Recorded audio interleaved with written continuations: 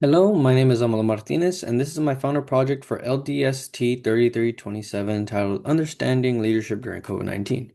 Now, what I'm going to talk about in this presentation is just how an organization was able to overcome the challenges brought by COVID-19 using applied leadership and leadership strategies. The reason why I chose COVID-19 as my my natural disaster, was because it happened pretty recently, around 6 years ago in 2020, and the disease has had lasting effects on the world as well as people, whether that be mental or physical. So let's go ahead and talk about it. So to begin, a brief history of COVID-19 and what exactly is COVID-19. So right here, I have a chart that basically explains and demonstrates how fast the spread of COVID-19 happened, as well as significant events that happened that eventually just led up to the world shutting down. So let's begin with what is COVID-19. COVID-19 is a highly contagious disease that attacks the respiratory system, which would be our lungs. It was first detected in Wuhan, China back in 2019.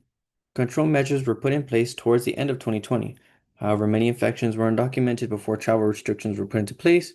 These developments led to COVID-19 spreading extremely fast throughout the world, leading to millions of untimely deaths. So basically, for example, let's say um, somebody before there were travel restrictions put in place contracted COVID-19 and they played off like a cold or flu or some other type of illness, and they decided to go visit family members either overseas or maybe just in a different state. And both that would lead their family members or friends or whoever they may be to contract the disease and eventually cause an outbreak in that country. So, on December 12, 2019, several patients in China's Hubei province, located in the city of Wuhan, suffered from symptoms of an atypical pneumonia that did not respond to treatments that would have normally taken care of the issue.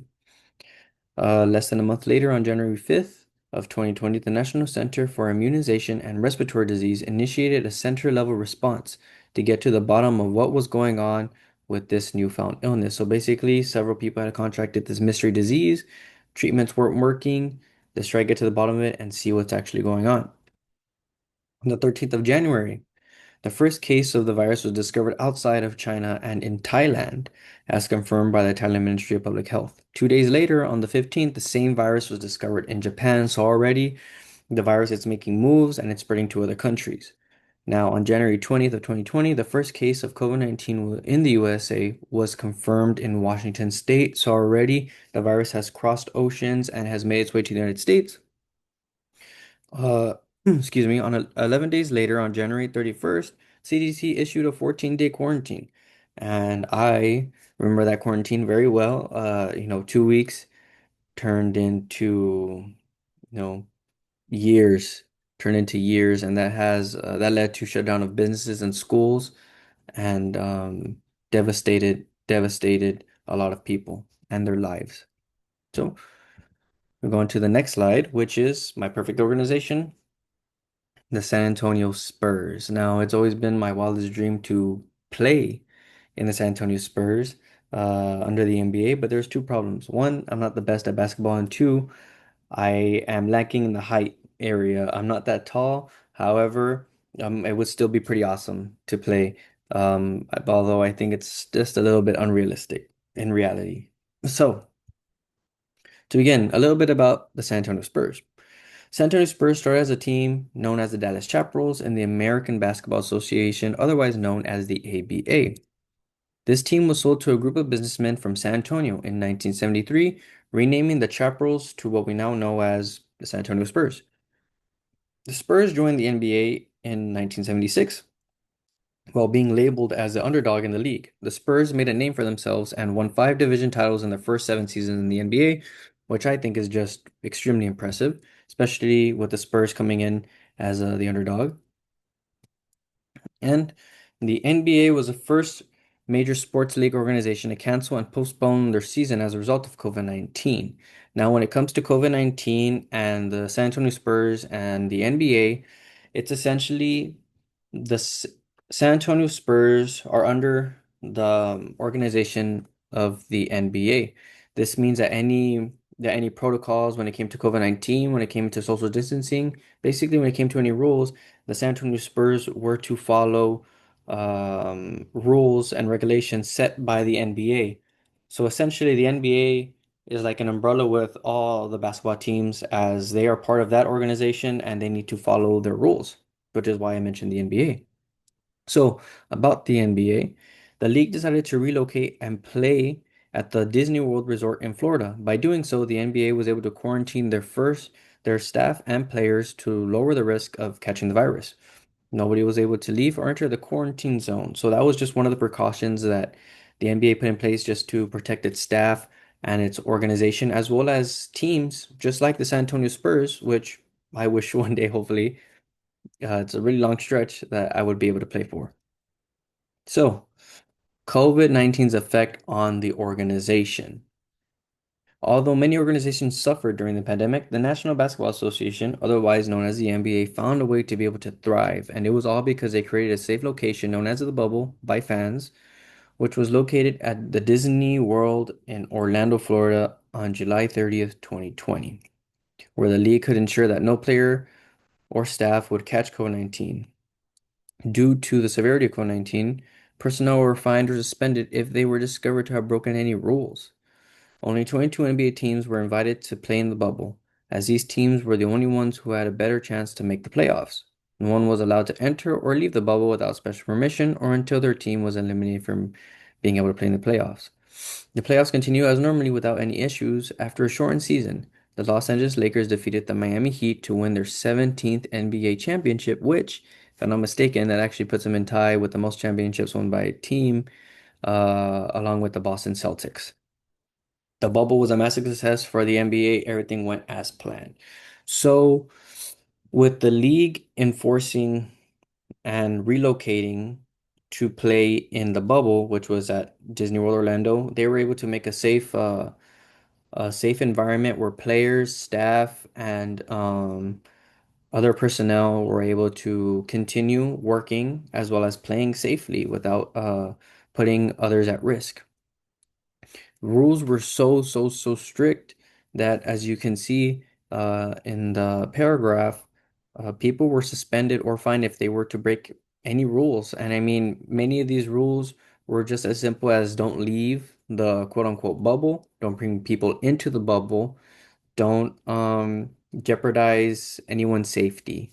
You know what I mean? Maybe for some reason a personnel member wants to go to Universal Studios, just have a day at Universal Studios and come back to work, go back to Disney World. Well, I mean, they would either get fined or suspended. I mean, remember this was a very, very deadly time, and any um, breaking of the rule meant putting so many lives in jeopardy. As you can see, I have a picture here with actually where LeBron James is actually holding the championship trophies for the 2019-2020 season. And you can see people in the background wearing masks and following protocols. Still, regardless of the fact that although everybody was safe and people were quarantined and everything was being monitored so effectively, you still have people following procedures as um, not to spread the virus. Another precaution that they actually did, and I did also mention it here, is that they only invited 22 teams out of instead of the entirety of the teams. Why? Because already crowds are a big breeding ground for the virus. You know, people in a close environment together, there's a high likely chance someone will contract the virus. And so they made that decision as not to have too many people in an area. So instead of inviting all of the teams, even if they might not be utilized, you know, you are then saving yourself the risk of the possibility of an infection. Might as well just invite the people that are needed and have your people, and then go ahead and lessen the amount of people who are there instead of bringing everybody in and kicking out the people who you already knew weren't going to have a chance. So that was just another little safety precaution that the NBA took, and everything worked perfectly fine. And the season was able to continue as normal, and everything went great.